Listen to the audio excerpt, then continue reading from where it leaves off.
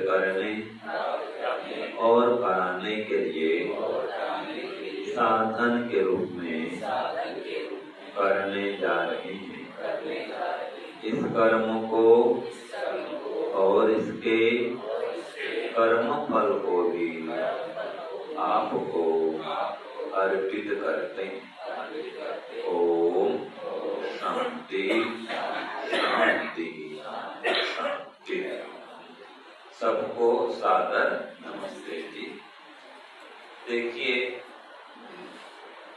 अभी जो हमारी कक्षा है वो आत्म निरीक्षण की कक्षा है। कौन सी कक्षा है? आत्म निरीक्षण। और जीवन में विकास करने के लिए या जीवन को महान बनाने के लिए, जीवन को श्रेष्ठ बनाने के लिए जो दो महत्वपूर्ण उपाय हैं, ठीक है, और साथ में एक और भी है जो मैंने प्रातःकाल कहा था, 3 मान लीजिए, ठीक है। तो उनमें से ये जो आत्मनिरीक्षण है इसका बहुत ही महत्वपूर्ण स्थान है जीवन के विकास के लिए, जीवन में उन्नति प्रगति करने के लिए, और दोनों प्रकार की उन्नति प्रगति करने के लिए, भौतिक उन्नति प्रगति करने हेतु भी और आध्यात्मिक उन्नति प्रगति करने हेतु। सबसे पहले क्या है? ईश्वर की उपासना, ईश्वर का ध्यान, ठीक है। दूसरा है, जब भी मैं बता रहा था, आत्म निरीक्षण, जिसको हम स्वाध्याय भी कहते हैं, ठीक है। तो प्रथम ईश्वर की उपासना, दूसरा स्वाध्याय, जिसके माध्यम से शुद्ध ज्ञान की प्राप्ति होती है, और तीसरा है शुद्ध कर्म, जैसे कि हवन है, दान है, परोपकार है, सेवा है, ठीक है, ये सब शुभ कर्म है। तो इन तीनों से जीवन का विकास होता है। अगर कोई व्यक्ति केवल उपासना ही करता रहे, दिन भर मौन करके जब भी करता है, साल भर से निकाल दिया है या निकाल रहा है, हिमालय में खड़े तप भी कर रहा है, समाज में आता भी नहीं और समाज से लाभ ले रहा है, तो समाज को कुछ देना भी चाहिए, है ना। तो इसलिए केवल उपासना करना भी ठीक नहीं है। उपासना करें, सुबह शाम करें, दिन में जब करते हैं उपासना दिन भर करें, मना करते हैं, लेकिन कुछ सामाजिक सेवा करते हुए उस उपासना करते रहे तो ठीक है। और बोले मैं तो उपासना कर रहा हूँ जी, मैं तो ध्यान कर रहा हूँ जी, और कोई बोले कि हाँ जी थोड़ा पानी एक गिलास ला दो, नहीं जी मैं जब कर रहा हूँ। अरे बैठे हो, खाली बैठे हो, कोई प्यासा आ गया, नया व्यक्ति आ गया आश्रम में, आप बैठे हो कुर्सी में, ठीक, वहीं पर बैठे हो पेड़ के नीचे अपना जप कर रहे हो, ठीक बात, वो कहा पहले पानी गिलास पिला दीजिए। आप बोलते नहीं जी मैं तो जप कर रहा हूँ, तो फिर जप कर रहे हो तो उसमें क्या बात है? जप करते जाओ, पानी ले आओ, और जप करते करते आओ और पिला दो, तो जब में बाधा तो है नहीं। तो इस प्रकार से उपासनामय दिनचर्या बनाएंगे। तो एक तो ईश्वर की उपासना, दूसरा शुभ कर्म जिसमें हवन भी है, दान भी है, सेवा भी है, परोपकार भी है, और तीसरा जो मैंने कहा स्वाध्याय, जिसको हम बोलते हैं अभी की कक्षा में आत्म निरीक्षण, क्योंकि आत्म निरीक्षण में 3 काम करने होते हैं, नहीं स्वाध्याय में 3 काम करने होते हैं। प्रातःकाल बताया था, कोई बता पाएगा? हाँ जी बताइए। हाँ, वैदिक पुस्तकों का अध्ययन करना एक, हाँ गायत्री मंत्र और ओम का जाप, तीसरा आत्म निरीक्षण। ये तीनों जो है जीवन के विकास में महत्वपूर्ण कारक है, फैक्टर है, 3 साधन, ठीक है ना जी। तो अभी का विषय चल रहा है आत्म निरीक्षण का। तो आप आत्मनिरीक्षण करिए अपना अपना। आत्म निरीक्षण के भी 3 क्षेत्र हैं, कितने क्षेत्र हैं? 3। 3 क्षेत्रों में अपने को चेक करिए, अपना निरीक्षण करिए, अपना परीक्षण करिए। 3 क्षेत्रों में, 3 विषयों में। किसमें किसमें? एक तो अपने शारीरिक कर्मों को देखिए कि शरीर से मैंने कितना पाप किया, कितना पुण्य किया। ठीक है, कहीं ऐसा तो नहीं है जो काम नहीं करना था उस काम को कर दिया। ठीक है, जो नहीं करना था वो तो कर दिया, और जो करना था उसको छोड़ दिया। समझ गए ना? जैसे कि ध्यान करना, जप करना, स्वाध्याय करना, कहीं सफाई आदि, ये सब करने योग्य कार्य है, वो तो किए नहीं। और झूठ बोल दिए, चोरी कर लिए, किसी को दुख दे दिए, ये तो नहीं करना था, वो तो कर लिए। तो शरीर से जो आप कर्म करते हैं, ठीक है, पर उसको देखिए कि मैं शरीर से कितना शुभ कर्म करता हूं और कितना अशुभ कर्म करता हूं। प्रथम विषय क्या हो गया? शरीर के कर्मों को देखना या शारीरिक कर्मों को देखना। दूसरा है वाचनिक कर्मों को देखना, मैं कैसा बोलता हूं। देखिए, अपना अपना परीक्षण करिए कि मेरी वाणी में कठोरता है या मधुरता है। परीक्षण करिए, कितना मीठा बोलते हैं या कितना कठोर बोलते हैं, कितना झूठ बोलते हैं, कितना छल कपट करके बोलते हैं। आज कोई माता जी मुझे पूछ रही थी, छद्म है ना, छद्म और छल कपट तो है क्या? झूठा व्यवहार, कुछ दिखाना और मन में कुछ और है, चाहते कुछ और है, लिख के कुछ और देते हैं, बोलते कुछ और है, या उसको घुमा फिरा बोलते हैं। जैसे कि मान लीजिए कोई सामान लाना है, उदाहरण के लिए यहाँ से आपको बाहर जाना है, तो सामान तो कुछ और लाना है, बोलते स्वामी जी दवाई आदि लेने जा रहा हूँ। बस क्या बोलते आपने? दवाई आदि लेने जा रहा हूँ। सब देख दवाई और आदि में तो सब कुछ आ जाएगा भाई, है? तो वो तो जो नहीं लाना है वो भी ले आएंगे। मान लीजिए कोई बीड़ी पीता है, चुप करके सिगरेट पीता है, और क्या बोलेगा जी मैं दवाई आदि लेने जा रहा हूँ, तो दवाई तो साथ में ले आया कोई भी, और साथ में क्या बीड़ी भी ले आया, सिगरेट भी आया। ये छल कपट वाली भाषा, ये छद्म व्यवहार है। दिखाना कुछ और, बोलना कुछ और भाव कुछ और रखना मन में। सुखा है मनस अन्यत वचस अन्यत कर्मण्यन्यत दुरात्मनाम, और मनस्येकम वचस्येकम कर्मण्येकम महात्मनाम। कि महात्मा और दुरात्मा दोनों में क्या अंतर है? हाँ जी, वो स्वामी जी नहीं आए, दूसरे वाले हैं, आपके साथी उनको बुला के लाइए। हाँ, समय पर आना है, ये भी तो विषय आत्मनिर्देशन का है ना, कि समय कितना पालन कर रहे हैं, समय पर क्लास में आए कि नहीं आए, ये भी आत्मनिर्देशन का विषय भी आने वाला है। अगर जानबूझ के लेट कर रहे हैं, समय हो गया कक्षा का, नहीं आ रहे हैं, तो फिर ये समय की चोरी हो गई, नियम का भंग हो गया। ठीक है ना जी? समय का भी पालन देखना है कि कितना मैं समय के अनुसार सब काम करता हूँ, ये शारीरिक कर्म में आएगा, और वाचनिक कर्म में ये आएगा। कोई कुछ भी काम नहीं है, हाँ जी ये काम कर रहा था, और काम कुछ भी नहीं है, सो रहे थे, और क्या बोलते स्वामी जी वो काम कर रहा था, बस हो गया काम। ये वाचनिक झूठ है कि नहीं बताओ? ये वाचनिक कर्म अशुभ हो गया। तो जैसा है वैसा ही बोलो। तो वाणी में, मन में और कर्म में एकता जिसके पास है वह महात्मा है। हाँ, मन वचन कर्म में, और मन वचन कर्म में जहाँ विभिन्नता है, भिन्नता है, विपरीतता है, वो दुरात्मा। कहते कुछ और है, करते कुछ और है, मन में कुछ और है। बोलते हैं ना, हाथी की दांत दिखाने की कुछ और खाने के और, बस ये बात है। तो ये आत्मा निरीक्षण का विषय है कि जैसा मैं बोलता हूँ क्या वैसा ही मन मेरे है, या जो मेरे मन में वैसा ही बोलता हूँ या कुछ और बोलता हूँ। देखिए, तो जो योगाभ्यासी होगा, समाधि की ओर बढ़ना चाहेगा, वो ऐसा व्यवहार करे, जैसा मन में वैसा ही बोलेगा।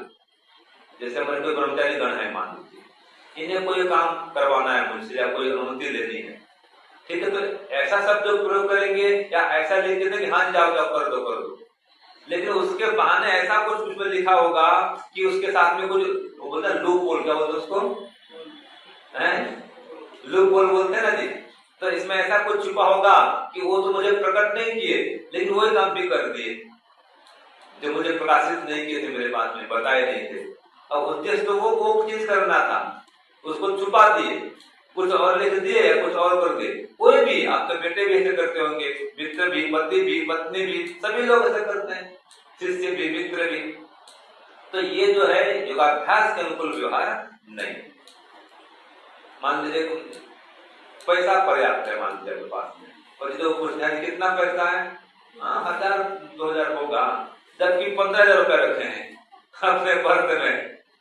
ऐसा होता नहीं होता है, रखते तो या रखे अधिक हैं और पूछने पर थोड़ा बहुत होगा, थोड़ा बहुत तो क्या, वो समझे प्रति 500,000 होगा, 20,000 रखे हैं आप, थोड़ा बहुत है, बस ये बस गड़बड़ है। तो स्पष्ट बात नहीं करते, ये वाचनिक दोष है।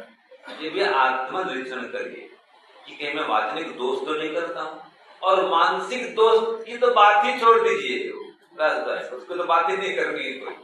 हमारे गुरु जी बोलते थे, आचार्य जागेश्वर जी, जहाँ मानसिक दोष की बात आए ना, कि मन में क्या चलता है हम सबके, अगर सामने ब्लैक बोर्ड में आ जाए या वो प्रकाशित हो जाए, सबको दिख जाए, कोई मन को पढ़ दे, तो व्यक्ति धरती में गड़ जाए।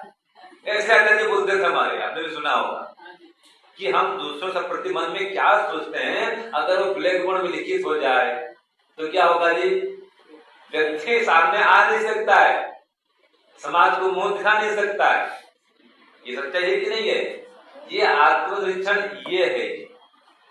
तो मन को भी देखो कि मेरे मन में क्या चल रहा है, और इसी मन को जीतना ही वास्तव में योगाभ्यास है। संसार को किसने जीत दिया? जगत जीतम के नाम, किसके द्वारा संसार को जीता गया है? जिसने मन को जीत लिया। मनो जीते ना, जीते तम ये ना, जिसने मन को जीत लिया उसने संसार को जीत लिया। तो मन के जीते जीत है, मन के हारे हार। तो पहले मन को शुद्ध करें। जो मन शुद्ध हो गया तो परमात्मा दूर नहीं है। आपने सुना होगा, मन मोड़ा तो डर नहीं, मन मोड़ा तो डर नहीं, कोई दूर प्रभु का घर नहीं। धीरे धीरे मोड़ दो इस मन को, इस मन को तो इस मन को। और क्या है? मन कामी मन क्रोधी मन है चोर, है ये पल पल जाए विषयों की ओर। सुना आपने? मन कामी मन क्रोधी मन है चोर, ये पल पल जाए विषयों की ओर। तो काम विषय की ओर दौड़ना है। घोड़ा कहाँ दौड़ता है? घास की ओर। पशु कहाँ दौड़ते हैं? चारे की ओर। तो इंद्रियां कहाँ दौड़ती हैं? अपने विषय की ओर। जो आंख क्या चाहता है? सुंदर देखूं, है ना, ये चाहता है। हाथ क्या चाहता है? कोमल स्पर्श करूं। कान क्या चाहता है? मधुर ध्वनि संगीत आदि सुनूं, गीत भजन सुनूं, प्रशंसा सुनूं। नाक क्या चाहता है? बढ़िया बढ़िया सुगंध सुनूं या सूंघूं। तो सभी इंद्रियों का दौड़ किस ओर होता है? विषयों की ओर, अपने अपने अनुकूल विषयों की ओर। तो ये आप देखिए कि मन मेरे वश में है या मैं मन के वश में हूं। तो मन का क्षेत्र 1 आत्मनिरीक्षण में, फिर वाणी का क्षेत्र 2, और तीसरा शरीर। तो अपने शारीरिक कर्मों को देखिए, वाचनिक कर्मों को देखिए और मानसिक कर्मों को देखिए। तो इस शिविर में आए हैं, आज दिन भर का पता लगाना, जब सोएंगे ना जी तो आंख बंद करके देखना कि जो हमारी दिनचर्या स्थिर रूप से, उसका मैंने कितना पालन किया। मौन काल में मौन किया कि नहीं किया, ठीक है। हवन में सही समय पर पहुंचा कि नहीं पहुंचा, भोजन में समय पर पहुंचा कि नहीं पहुंचा, कक्षा में ठीक समय पर आए कि नहीं आए। अभी तक आए नहीं हो महाराज जी हमारे, है ना। अब कक्षा तो का समय पूरा होने वाला है। तो ये क्या है? यम नियम के अनुकूल व्यवहार नहीं है, ये भी देखना है। तो याद रखिएगा, जब तक आप अपने शारीरिक कर्मों को, वाचनिक कर्मों को, मानसिक कर्मों को ठीक नहीं करेंगे तो जीवन में विकास नहीं कर सकते। तो जो आत्मनिरीक्षण है ये जीवन में आध्यात्मिक विकास करने का और भौतिक विकास करने का भी महत्वपूर्ण साधन है। आप कहेंगे स्वामी जी हम स्वाध्याय करेंगे या आत्मनिरीक्षण करेंगे, इसमें भौतिक विकास कैसे होगा? धन कैसे बढ़ेगा? हाँ, धन भी बढ़ेगा। कैसे बढ़ेगा धन? जो यम नियम के अनुकूल व्यवहार करेगा, सच्चाई से व्यवहार करेगा, मधुर वाणी बोलेगा, वो कोई भी धंधा व्यापार करे वो फलेगा, फूलेगा, बढ़ेगा, है कि नहीं है? और कोई दुकान शुरू करो, व्यापार करो और बार बार कठोर बोलते रहो, ग्राहक को झिड़कते रहो, डांटते रहो, फटकारते रहो, दुकान चलेगा ठीक से? व्यापार बढ़ेगा? नहीं बढ़ेगा। तो जो आत्मनिरीक्षण करता है दूसरों को सुख देता है, दुख नहीं देता है। तो ग्राहक को भगवान कहा गया है, व्यापार में क्या कहा है? ग्राहक को भगवान कहा गया। तो उसको दुखी करने पर आपका धंधा चलेगा क्या? नहीं चलेगा। तो जो योगाभ्यास करेंगे, आत्मनिरीक्षण करेंगे, आपको मन को देखना ना जी, वाणी को देखना है कि मैं कठोर नहीं बोलूं, किसी के दिल को ठेस पहुंचे ऐसी वाणी नहीं बोलूं। तो जो चेक करेंगे तो फिर क्या करेंगे? गलती को पहचानेंगे, समझेंगे और फिर कोई गलती बताता है स्वीकार भी करेंगे। एक बहुत बड़ा दोष क्या है कि गलती बताने पर व्यक्ति उसको जल्दी स्वीकार नहीं करता है। हाँ जी गलती हो गई मामा जी, आचार्य जी, ऐसा नहीं बोलता है। और बहाना करता है, डिफेंड करता है, बचाव करता है अपना, और क्या उसको आर्ग्यूमेंट करता है। पहले तो दो चार हेतु लाएगा, वो हेतु फास्ट सृष्टि होता है, पढ़ेंगे कुछ पढ़ाएगा आपको, तो वो फालतू फालतू दो चार बात कर देगा, मैंने अपनी सफाई देता है। सफाई मत दो, योगाभ्यास में सफाई नहीं चाहिए, एकदम स्वीकार है जी स्वामी जी गलती हो गई, बस एक बात में सब खत्म। जी पिताजी जो घर में है, माता जी, पिताजी, गुरु जी की गलती हो। पति देव बहुत कम ही झुकते हैं पत्नी सामने, लाख गलती हो तो भी कि हाँ जी देवी जी, हाँ जी श्रीमती गलती हो गई, तो वैसे बोलते हैं क्या? नहीं बोलते। और पति देव भी नहीं झुकते हैं कि पत्नी भी नहीं झुकती है, खास करके आजकल की पत्नी झुकती नहीं है। वो तो हम समान है, बस वो भी नौकरी करती, मैं भी कमाती हूँ, आप कमाते हो, मैं भी कमाती हूँ, मैं थोड़ी कम हूँ, बस ये समस्या है। तो गलती होने पर भी स्वीकार नहीं करना, और स्वीकार तो नहीं करना और फिर स्वीकार कर भी दिए तो सुधार नहीं करना। तो ये दो कारण है, गलती को स्वीकार नहीं करना और फिर सुधार नहीं करना। इन दो कारणों से व्यक्ति का जीवन विकास नहीं हो सकता है। तो एक तो गलती को स्वीकार करो, दूसरा फिर सुधार भी करो, और सुधार करने के लिए प्रायश्चित लो, दंड लो। बिना दंड के, बिना प्रायश्चित के सुधार नहीं होता है। आप ऐसे स्वीकार कर लें जी स्वामी जी गलती हो गई, बस कोई बोलता नहीं है, लगभग जैसे चुपचाप हो जाएगी, बस कोई बोल भी है तो हाँ ऊपर ऊपर से बोलते हैं गलती हो गई, अंदर स्वीकार नहीं करता है और सुधार तो करता ही नहीं, प्रायश्चित तो करता नहीं है, दंड लेता नहीं है। जब दंड नहीं लेंगे तो अंदर कोई दुख तो पहुंचा नहीं, आपने गलती भी की और शरीर को पीड़ा नहीं पहुंचाई, तो उसका संस्कार तो बना ही गलती करने का। जब कोई दंड लेते हैं तो उस संस्कार पर चोट पड़ता है। जैसे कि उदाहरण के लिए हमारे ब्रह्मचारी कोई गलती कर या आप शिवरात्रि ने कोई गलती कर दी तो हमने दंड दिया, भैया आपको दंड है। जब दंड मिला, मान लो भोजन बंद करा दिया, भूख खूब लगी थी, हमने भोजन बंद करा दिया, वो जो 2 घंटा 3 घंटा भूख से तड़पे वो याद रहेगा, ये गलती करने से ये सजा मिली, आगे गलती नहीं दोहराऊंगा। तो गलती पर अंकुश लगता है, दंड नहीं लेंगे या दंड नहीं मिलेगा तो अंकुश लगता नहीं है। इसलिए गलती करने पर स्वीकार करो, सुधार करो, उसके लिए प्रायश्चित करो, दंड लो, तो आपके जीवन का विकास होगा। तब ईश्वर की ओर बढ़ेंगे, आध्यात्मिक उन्नति भी होगी और भौतिक उन्नति प्रगति भी होगी। आज का ये विषय हमारा संपन्न हुआ। अब समय अपना कितना है देखिए, अभी का समय 8:05 तक है ना, 2 मिनट 1 मिनट बचा है, बस हो गया समय तक।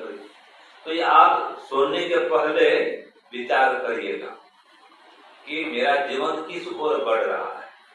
ठीक है जी, मैं वास्तव में उन्नति प्रगति और बढ़ रहा हूँ, विकास कर रहा हूँ जीवन का, या खाली खाओ पियो मजा करो में लगा हुआ, खाली धन के पीछे भाग रहा हूँ। तो अधिकांश पाएंगे दुनिया धन के पीछे दौड़ रही है, कोई मतलब नहीं आध्यात्मिक उन्नति से, प्रगति से, जीवन विकास से। कोई लाखों करोड़ों में एक व्यक्ति होगा। देखो ये रोहतक शहर में कितने लोग होंगे जी, लाखों आदमी होंगे ना। कितने आदमी आ रहे हैं देखो, शिविर में कितने आदमी आ रहे हैं, 10, 5, 15, 20। आप तो फरीदाबाद से, गुड़गांव से, है जहां से भी आए हैं, नोएडा से, दिल्ली से, कितने लोग आए हैं, है ना। हिसार से एक ही बहन आई है, देखो कितना बड़ा नगर हिसार है। तो जब शिविर में ही इतने कम लोग आ रहे हैं तो मोक्ष में कितने लोग जाएंगे, हिसाब कर लो आप। क्यों जी, समाधि कितने लोग लगा पाएंगे, हिसाब कर लो आप। ये स्थिति है जीवन, ये सच्चाई। और अभी फिल्म हो जाए तो कोई मूवी आ जाए, नया मूवी, कोई सर्कस आ जाए, सर्कस है, रिक्शा घुमाते, पोस्टर लगाते सर्कस का, देखो भीड़ जगह नहीं होता, हाउसफुल चलते रहता है। तो दुनिया उधर दौड़ रही है, वो प्रेम मार्ग है। पति पत्नी घूमने के सब छुट्टी मिल जाती है। आज कथा हनीमून में जाएंगे ना तो बस छुट्टी तो लेनी ही लेनी है, और शिविर में निकले वहां छुट्टी थोड़ी है, समय नहीं है कि नौकरी में समय नहीं है, व्यापार में दुकान नहीं बंद कर सकते। और शादी ब्याह हो तो शादी जाना, शादी है, जीजाजी है, जो भी है उनके परिवार में क्या होगा, छुट्टियां हैं। माने भौतिक काम के लिए, सांसारिक काम के लिए छुट्टियां हैं, और आध्यात्मिक काम के लिए छुट्टी नहीं है, टाइम नहीं है बस। तो जिसने समय दिया आपको उसके यही समय नहीं है, ये आज की सच्चाई है। जिसने समय दिया बताओ उसके समय है क्या। 24 घंटे में 24 मिनट भी सुबह शाम ध्यान में नहीं बैठते, 24 मिनट छोड़ो 24 सेकंड में नहीं बैठते हैं, ये सच्चाई है। ये आत्मनिरीक्षण है। किसी और को मत देखिए, पहले अपने को देखिए, बेटा बेटी को मत देखिए, पहले आप अपने को देखिए, परिवार को बाद में देखना, पहले स्वयं को देखिए। यह है आत्मनिरीक्षण। पहला अपना उद्धार करिए, फिर खुद ध्यान उपासना करके फिर बेटों को बहू बोलेगी, आप भी बैठो बेटा, मेरे साथ में बैठाओ उनको। तो पहले आपके जीवन में पहले उतारना चाहिए। तो अपने जीवन को देखिए, फिर बाद में दूसरों का सुधार करिए। ओम शांति ओम शम, सबको सादर नमस्ते। यदि आप घर बैठे ऑनलाइन माध्यम से संस्कृत बोलना सीखना चाहते हैं तो आप हमें दिए गए नंबर पर व्हाट्सएप करें अथवा कॉल करें। हम आपको संस्कृत की ऑनलाइन कक्षाओं में जोड़ लेंगे, वहां पर आप संस्कृत बोलना सीख सकते हैं। यदि आप संस्कृत सीखने की कोई पुस्तक खोज रहे हैं तो भी आप हमें दिए गए नंबर पर व्हाट्सएप करें अथवा कॉल करें, हम आपको संस्कृत सीखने की एक अच्छी पुस्तक उपलब्ध कराएंगे।